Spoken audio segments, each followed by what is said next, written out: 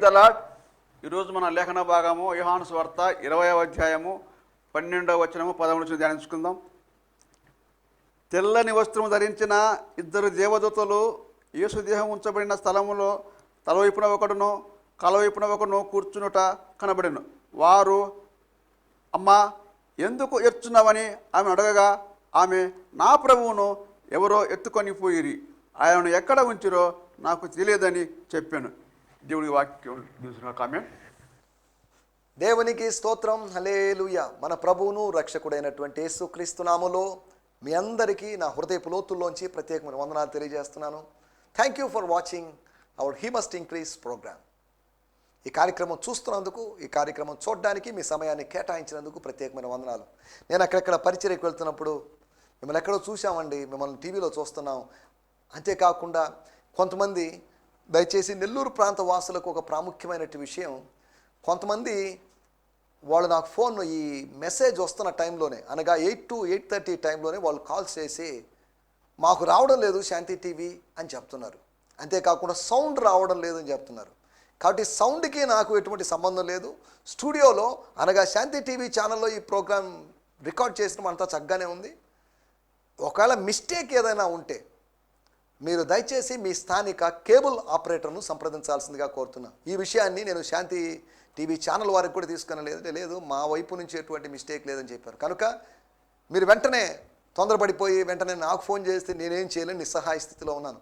ఇప్పటికే 5 మంది వరకు ఇలాగే ఫోన్ చేసి రావడం లేదు సార్ ప్రోగ్రాము అని అన్నప్పుడు వాళ్ళని ఆదరించడం కోసం, సరే ఉండండి ఒక్క నిమిషం వాళ్ళని కనుక్కుంటాం వీళ్ళని కనుక్కుంటాం అని చెప్పడం జరిగింది. కాబట్టి ఇది ఒకవేళ మీకు అలాగా ఇన్ కేస్ బై మిస్టేక్ అలాగా మీ కేబుల్ ఆపరేటర్ వల్ల మిస్టేక్ జరిగితే దాన్ని పట్టించుకోవద్దు.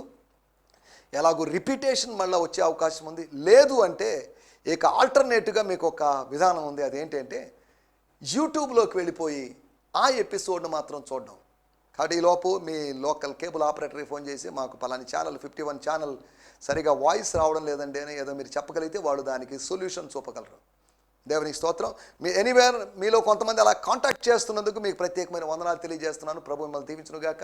ఈ శాంతి టీవీ ద్వారా ఈ ఆత్మ సంబంధమైన సందేశాలను నెల్లూరు ప్రాంతము చుట్టుపక్కల కొన్ని జిల్లాల్లోని ప్రజలకు మంచి సందేశాలు అందించాలనేటువంటి మంచి ఉద్దేశంతో శాంతి టీవీ ఛానల్ వారు చేస్తున్న ఈ ప్రయత్నాన్ని బట్టి నేను ప్రభు నామాన్ని మహింపరుస్తున్నాను. రండి మనం దేవుని వాక్యాన్ని ధ్యానించుకుందాం. ఈ సమయంలో మన ధ్యానం నిమిత్తమై యోహాను సువార్త 20వ అధ్యాయము 12 మరియు 13 వచనాలు. Gospel according to John 20th chapter verse 12 and 13. తెల్లని వస్త్రములు ధరించిన ఇద్దరు దేవదూతలు దేహం ఉంచబడిన స్థలములో తలవైపున ఒకడును కలవైపున ఒకడును కూర్చుంటే కనబడెను. వారు, అమ్మా, ఎందుకు ఏడ్చున్నావని ఆమె అడగగా, ఆమె, నా ప్రభువును ఎవరో ఎత్తుకొని పోయిరి, ఆయనను ఎక్కడ ఉంచిరో నాకు తెలియలేదని చెప్పాను. ఆమె ఈ మాట చెప్పి వెనుక తట్టు తిరిగి 12వ వచనం. And she saw 2 angels in white sitting there, one at the head, one at the feet of where the body of Jesus had lain. Verse 13. And they said to her, Woman, why are you crying? She said to them, Because they have taken away my Lord, and I don't know where they have put him. మన title దేవదూతలకు ఉన్నటువంటి పరిమితులు. గత ఎపిసోడ్లో మాట్లాడుకున్నప్పుడు ఒక చిన్న విషయాన్ని మీకు గుర్తు చేశాను.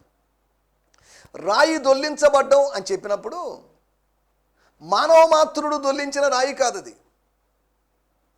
రాయిని దొల్లించిన వాళ్ళు ఉన్నారు శుక్రవారం. కానీ రాయిని మరలా పూర్వపు స్థానంలో పెట్టడానికి, దానికి స్థానభ్రంశం డిస్ప్లేస్ చేయడానికి, దాన్ని మూవ్ చేయడానికి, రోల్ చేయడానికి అక్కడ ఎవరు ప్రత్యేకమైన మనుషులు ఎవరు లేరు. మనుషులు పెట్టినటువంటి అడ్డుగా పెట్టిన రాయిని తొలగించడానికి దేవుడు పరలోకం నుంచి ఒక దూతను పంపించాడు, ఒక మనిషిని పంపించాడు.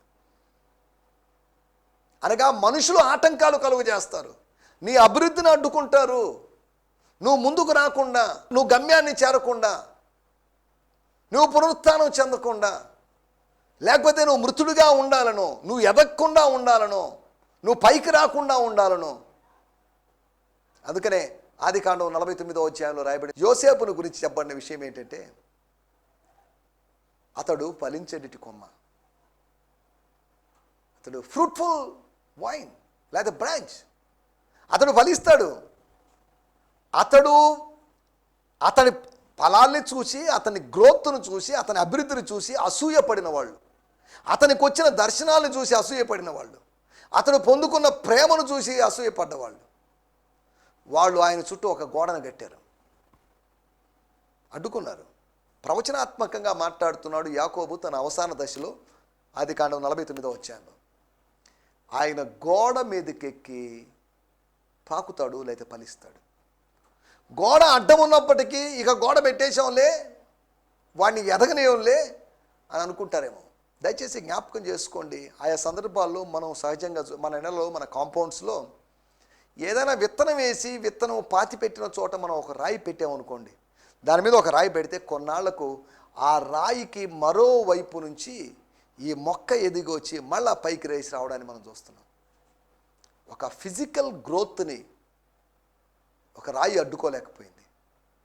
దేవుడు నిన్ను హెచ్చించాలనుకున్నాడే, ఆ హెచ్చింపును, ఆ ఎగ్జాల్టేషన్ని అడ్డుకోవడానికి ఎవరి వల్ల కాదు. దాన్ని ఎవరు అడ్డుకోలేరండి. దేవుడు నిన్ను హెచ్చించాలనుకుంటే మాత్రం నిన్ను ఎక్కడికో తీసుకొని వెళ్ళిపోతాడు, నిన్ను హయ్యర్ లెవెల్స్కి తీసుకొని వెళ్తాడు. దేశమందు ఉన్నత స్థలములో నిలుపుతానని వాగ్దానం చేశాడు ఆయన. He want to put you on the high places of the land. High ప్లేసెస్లో ఎందుకున్నాడు అంటే, హై ప్లేసెస్ అన్నప్పుడు ఉన్నతమైన స్థలాలు అంటే ఒక చిన్న మాట కూడా చెప్తాను నేను, చెప్పదగిన మాట కాదు, సందర్భోచితమైన మాట కాదు. అయినప్పటికీ కూడా దేశములో ఉన్నత స్థలాల మీద ఏముంటుందంటే అక్కడ విగ్రహారాధన అవి జరుగుతుంటాయి. పాత నిబంధన మొత్తం చదవండి. ఉన్నతమైన స్థలాల్లో ఒక చోట రాయబడింది పూజాగిరి అని రాయబడింది, అనగా పూజలు జరిగేటువంటి స్థలం. కొండల మీద యెహెజ్కేలు గ్రంథంలో చూస్తే మీరు కనిపించేటువంటి కొండల మీద లేదా కనిపించేటి ప్రతి చెట్టు కింద మీరు నాకు విరోధమైన కార్యాలు చేశాడని దేవుడు చెప్తున్నాడు.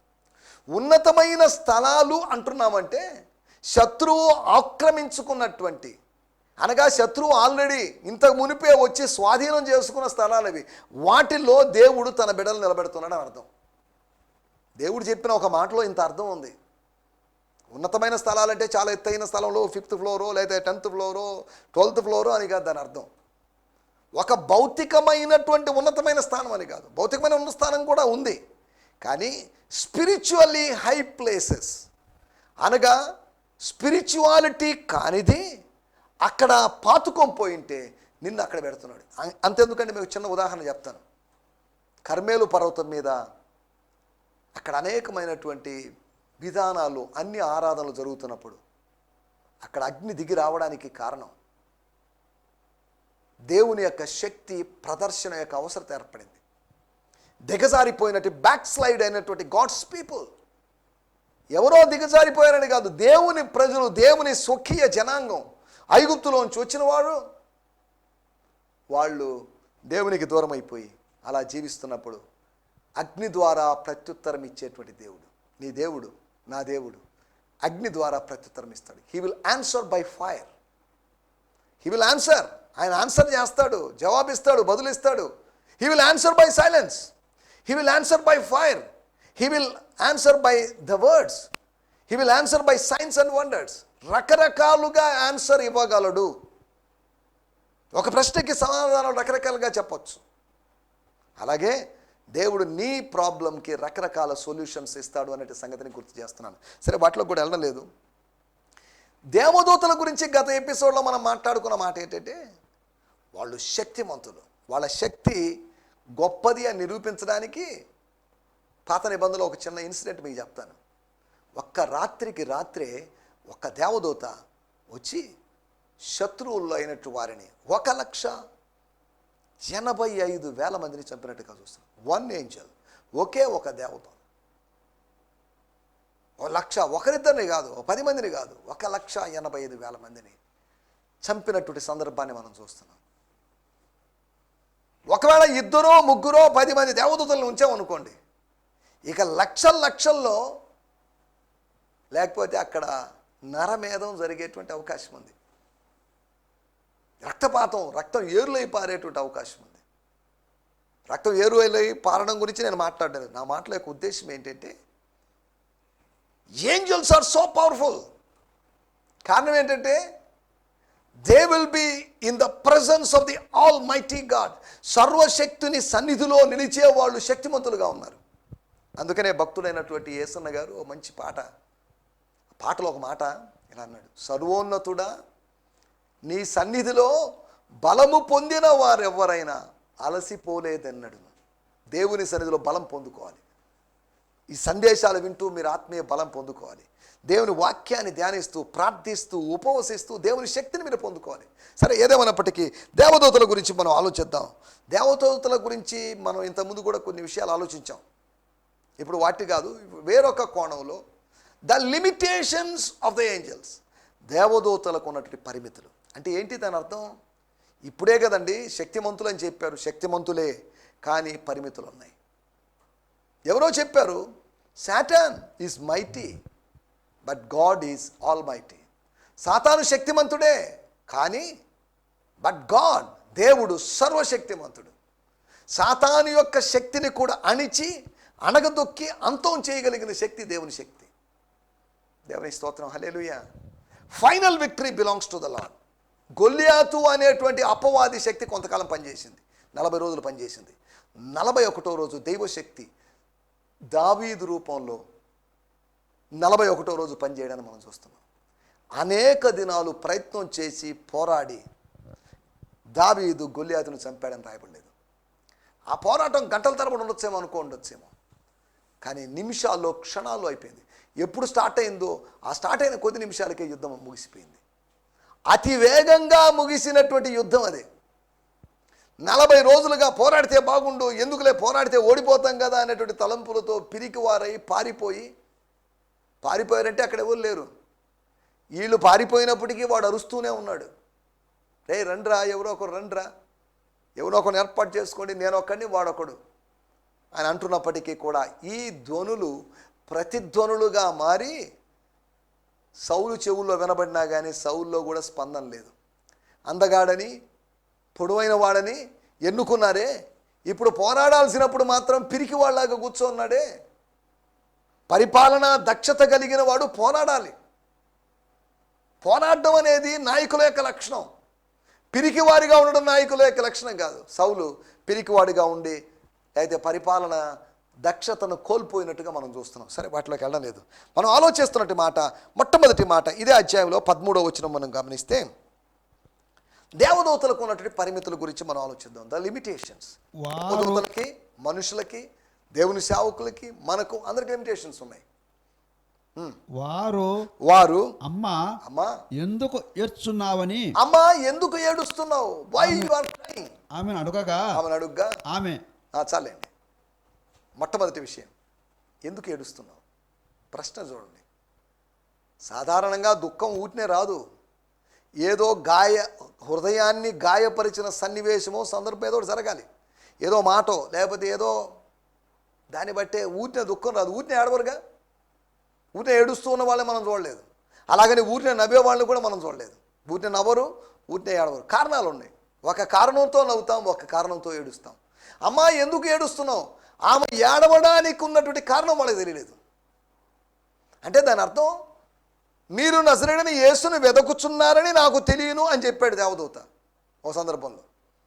ఇతర సువార్తలు అయితే మత్తయిలోనో, మార్కులోనో, లూకాలో. కానీ ఇక్కడ నువ్వు ఎందుకు ఏడుస్తున్నావో నాకు తెలుసు అని చెప్పడం లేదు, ఏడవద్దని చెప్పడం లేదు.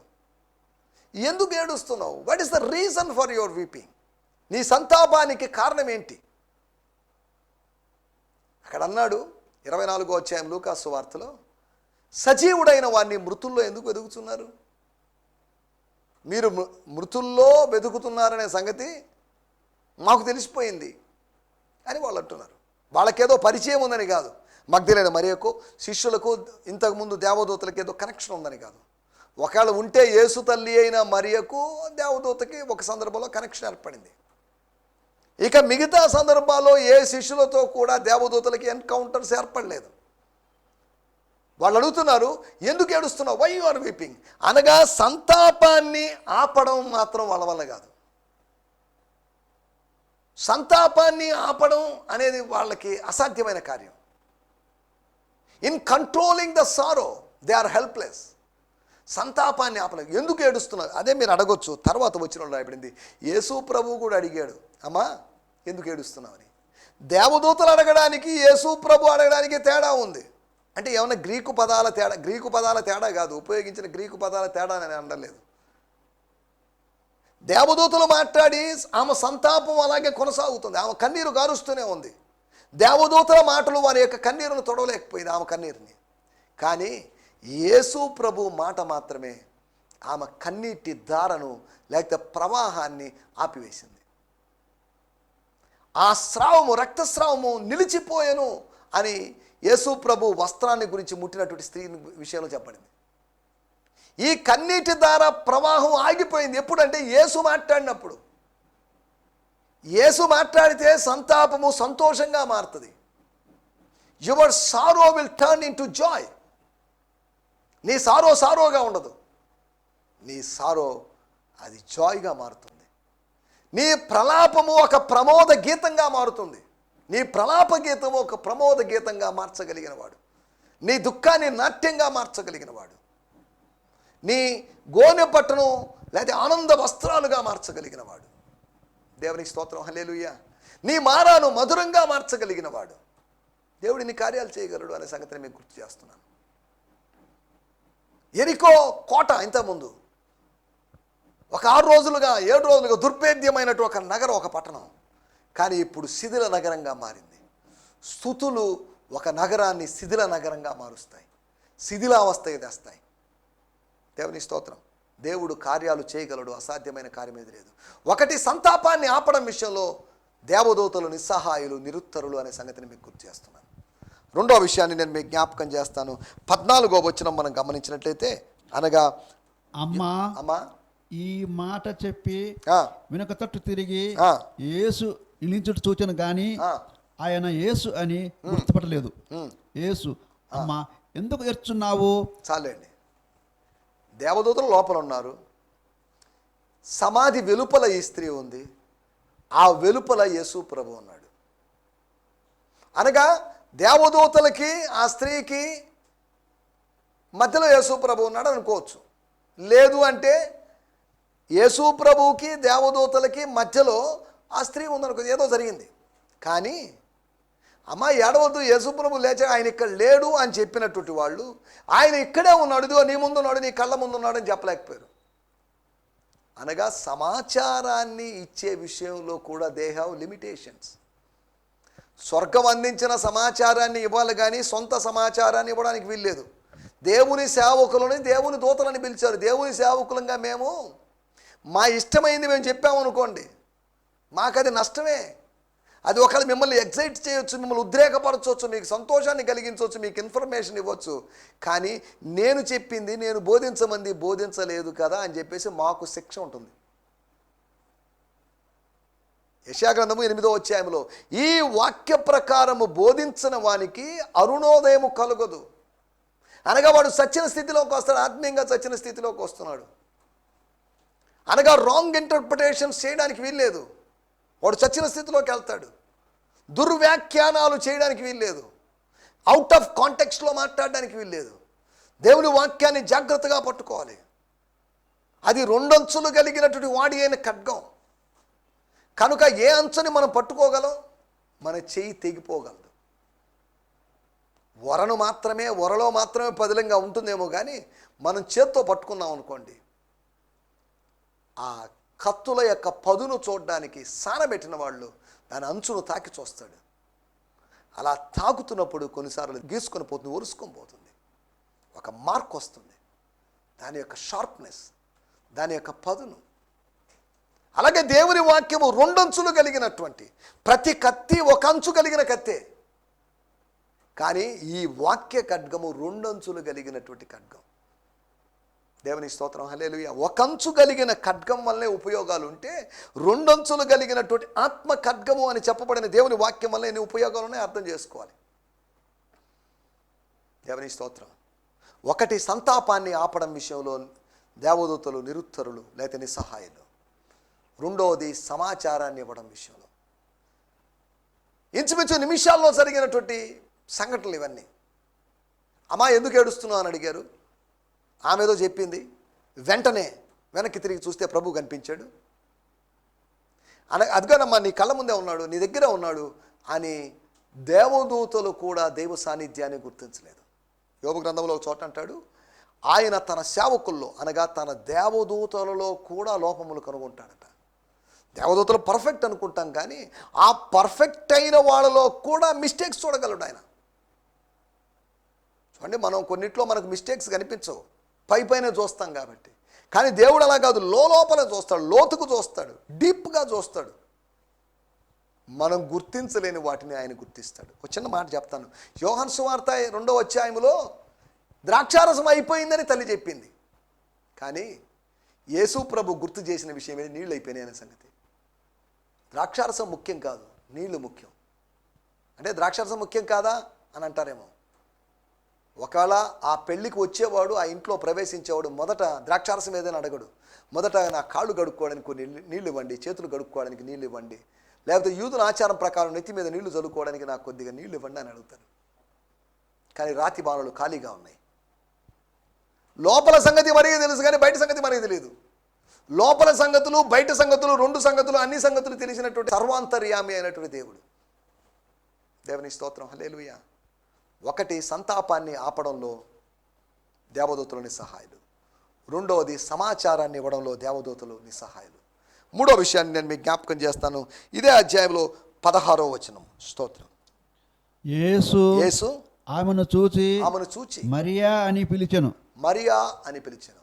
ఆమె ఆయన వైపు తిరిగి ఆయనను హెబ్రీ భాషతో రబ్బూని అని పిలిచెను. దేవుని స్తోత్రం. అమ్మా ఎందుకు ఏడుస్తున్నావు అని చెప్పి ఏడవకమ్మా, ప్రభు గలిలేకి వెళ్తున్నాడు కదా, అవన్నీ చెప్పక ముందే యేసు ప్రభు తనను తాను పరిచయం చేసుకున్నాడు. లేదా ఆమెను పిలిచాడు. ఆమెను ప్రేమగా మరియా అని పిలిచాడు. బహుశా ఈ లోకంలో ఉన్నప్పుడు అనగా సిలువ మరణానికి ముందు ఆమెను అలా పిలిచేవాడేమో, ఆమెను అలా ప్రేమగా పిలిచేవాడు. ఆయన పిలుపులో ప్రేమ ఉంది. వెంటనే ఆ ప్రేమను బట్టి ఆమె గుర్తించింది. Because of the voice of love she could recognise Jesus Christ. తోటమాలి అనుకొని భ్రమించినటువంటి ఆమె ఆయన యొక్క పిలుపు వలన ఆయన్ని గుర్తించగలిగింది. దేవుని పిలుపు నువ్వు దేవుణ్ణి గుర్తించేటట్టు చేస్తుంది. దేవుడిని పిలిచాడంటే when he calls you, you would recognise him. ఆయన గుర్తించగలవు, ఆత్మలో గుర్తించగలవు. అక్షరార్థంగా ఆయన ఉన్నాడా లేదా, ఆయన ఎక్కడున్నాడు, ఆయన భౌతికమైన రూపం ఏంటి అని కాదు, ఆయన్ని ఆత్మలో సెన్స్ చేయగలవు, లేకపోతే ఆయన్ని అనుభూతి చెందగలవు. ఆత్మస్వరూపి అయిన వ్యక్తిని ఆత్మలో అనుభూతి చెందడం, అది ఆత్మీయత. ఆత్మీయత అంటే అరుపులు, కేకలు, లేకపోతే బాహ్య ప్రదర్శనలు కాదు, బాహ్యానికి జరిగేటువంటి పుణ్యకార్యాలు, కార్యకలాపాలు కాదు, ఆంతర్యములో జరిగేదే ఆత్మీయత. దీన్ని ఈ రోజుల్లో మర్చిపోతున్నారు. సరే, దేవునికి స్తోత్రం. మనం ఇక్కడ ఆలోచిస్తున్నట్టు మూడో విషయం, దేవదూతలకి యేసు ప్రభువుకున్న తేడా. దేవదూతలు సంతాపాన్ని ఆపలేకపోయారు. నంబర్ 2, దేవదూతలు సమాచారాన్ని ఇవ్వలేకపోయారు. నంబర్ 3, దేవదూతలు స్నేహాన్ని పంచలేకపోయారు. They could not share the love or give the love. ఆ ప్రేమని ఇవ్వలేకపోయారు. అమ్మా మరియమ్మ గారు, సహోదరి అని అంత ప్రేమగా మాట్లాడలేకపోయారు. యోహాను సువార్త 8వ అధ్యాయంలో రాళ్లతో కొట్టి చంపాల్సిందే, what you say, what is your comment అని యేసు ప్రభు దగ్గరికి వచ్చినట్టు వారు ఒక్కొక్కరుగా రాళ్ళు జార విడిచి వెళ్ళిపోయినప్పుడు యేసు ప్రభు అడిగాడు, అమ్మా ఎవరునూ నీకు శిక్ష విధింపలేదా? అందరూ అసహ్యంగా మాట్లాడుకున్న వ్యక్తిని ఎంత ప్రేమగా మాట్లాడాడు చూడండి. ఆమెతో ఒక అనుబంధాన్ని కలుపుకొని మాట్లాడాడు, అది ఆయన ప్రేమ. మనం మంచోళ్ళని, భక్తుల్లో, నీతిమంతుల్లో, ప్రార్థనాపరులను, ప్రముఖుల్లో ప్రేమిస్తాం. కానీ పాపం చేసింది, వ్యభిచారములో పట్టబడింది అనబడిన స్త్రీని కూడా ఆయన ప్రేమించాడంటే ఆయన ప్రేమ ఎంత గొప్పది. ఆమె ఎప్పుడో చేసిన పాపం కాదు, కొన్ని గంటల ముందు జరిగినటువంటి పాపాన్ని గురించి, లేదా ఒక అరగంట క్రితం, కొన్ని నిమిషాల క్రితం జరిగినటువంటి పాపం యొక్క ప్రస్తావన ఉన్నప్పటికీ కూడా ఆమె మీద అసహ్యతను పెంచుకోలేదు, కానీ ఆమెతో ఒక అనుబంధాన్ని కలుపుకొని మాట్లాడుతున్నాడు. ఇది ఆయనకు మాత్రమే సాధ్యం. మనం ఒక వ్యక్తి అతను ఇలా మాట్లాడా, ఆమె ఇలా మాట్లాడిందా, ఆమె మీద అతని మీద ఉన్న కొద్దో గొప్ప అభిమానం పోయిందండి, ఇంప్రెషన్ కోల్పోయానో, ఇక అతను నా వల్ల కాదు అని మనం అంటాం. కానీ దేవుని స్తోత్రం, హల్లెలూయా. యేసు ప్రభు యొక్క ప్రేమ చూడండి. అందరూ అపవిత్రురాలని ముద్ర వేసినప్పుడు ఈయన మాత్రం అమ్మ అని పిలవడాన్ని మనం చూస్తున్నాం. దేవుని స్తోత్రం, హల్లెలూయా. మూడో విషయం, స్నేహాన్ని, ప్రేమను పంచడం ప్రభువుకు మాత్రమే సాధ్యం. దేవదూతలు మనల్ని ప్రేమించలేరు. జస్ట్ వాళ్ళ పని ఏంటంటే వచ్చారు, ఇదిగోనమ్మా మా మెసేజ్ అక్కడి నుంచి ఇచ్చారు, అంతవరకే, మేము పంచాం, వెళ్తాం, సెలవు. ఓ టెలిగ్రామ్ తీసుకువచ్చేటువంటి, పాత రోజుల్లో టెలిగ్రామ్ ఉంది, వాళ్ళు తీసుకువచ్చేవాళ్ళు ఒక ఇన్ఫర్మేషన్ తీసుకొస్తారు. Mother expired, start immediately. ఎందుకు చనిపోయింది, ఏమైంది మదర్కి, ఎక్కడ చనిపోయింది, ఎలా చనిపోయింది అనే సమాచారం టెలిగ్రామ్ తీసుకొచ్చినంత నాకు తెలియదు. ఒకవేళ ఆయన అడిగామనుకో, ఏంటండి మా మదర్ ఎలా చనిపోయారు, లేకపోతే పలానోళ్ళ మదర్ ఎలా మాకు తెలియదండి. ఇది వాళ్ళు పంపించిన సమాచారం మా ఆఫీస్లో వచ్చి మేము తీసుకొచ్చి ఇచ్చామంటారు. మీకు వివరాలు కావాలంటే వాళ్ళని కాంటాక్ట్ చేయండి అంటారు. దేవుని స్తోత్రం. దేవదూతలు ప్రేమిస్తారు, కానీ ఆ సందర్భంలో ప్రేమను పంచలేకపోయారు. ప్రేమ స్వరూపి అయిన ప్రభువు మాత్రమే ప్రేమను పంచగలిగాడు. దేవదూతల యొక్క limitations, in loving they have limit, in sharing information they have limit. దేవుని స్తోత్రం. అంతేకాకుండా in removing sorrow they have limit. సంతాపాన్ని తొలగించాలన్నా, సమాచారాన్ని పంచాలన్నా, అంతేకాకుండా మూడోదిగా మనం ఆలోచించినట్లుగా స్నేహాన్ని వ్యక్తం చేయాలనగా, ప్రేమను పంచాలన్నా వాళ్ళకి పరిమితులు ఉన్నాయి. వాళ్ళు ఇష్టానుసారంగా సమాచారం ఇవ్వడానికి, వాళ్ళు ఇష్టానుసారంగా సంతాపాన్ని తొలగించడానికి అలా చేశారనుకోండి, వాళ్ళు ప్రజల యొక్క ఆరాధనలు, మనలు, అభినందనలు పొందుకుంటారు. కానీ వాళ్ళ యొక్క పని ప్రతినిధులుగా, ప్రతినిధులుగా, దేవలోక ప్రతినిధులుగా వారు దేవుని మహింపరచడమే వారి పని. ప్రార్థన చేసుకుందాం. పరిశుద్ధులమైన మా దేవా, మీరు మాకు తెలియజేసిన సత్యముల కొరకై మీకు వందనాలు. నువ్వు దేవదూతల కన్నా గొప్పవాడివని, దేవదూతలకున్న పరిమితులు మీరు మాకు గుర్తు చేశారు, అందును బట్టి మీకు వందనం చేస్తున్నాం. ఆది సంఘంలో కొందరు దేవదూతల ఆరాధనలో ఉన్నారని మేము ఈ వాక్యం ద్వారా గ్రహిస్తున్నాం. ఎవరు కాదు, కానీ కేవలము నీవు మాత్రమే ఆరాధనకు యోగ్యుడవని మేము ఇటు మాటల ద్వారా తెలుసుకుంటున్నాం. దేవదూతల కన్నా గొప్పవాడమని నిన్ను మేము స్తుతిస్తున్నాం, కనపరుస్తున్నాం. ఈ సమయంలో మీరు సంతాపాన్ని పంచడం లేదా తొలగించడంలో కానీ, సమాచారాన్ని ఇవ్వడంలో కానీ, లేదా ప్రభావ మేము ఆలోచించి స్నేహాన్ని, ప్రేమను పంచే విషయంలో వాళ్ళకు ఉన్న పరిమితులు వాళ్ళకు ఉన్నాయి. కానీ నీకు పరిమితులు లేవు. సమాచారాన్ని ఇవ్వాలన్నా, స్నేహాన్ని పంచాలన్నా, సంతాపాన్ని తీర్చాలన్నా కానీ నీకు పరిమితులు లేవని మేము జ్ఞాపకం చేసుకుంటూ నీ సన్నిధానికి వస్తున్నాం. యేసు పరిశుద్ధ నామములోనే ప్రార్థించగలుగుతున్నాం తండ్రి, ఆమేన్. దేవుని స్తోత్రం. మీ అందరికీ వందనాలు.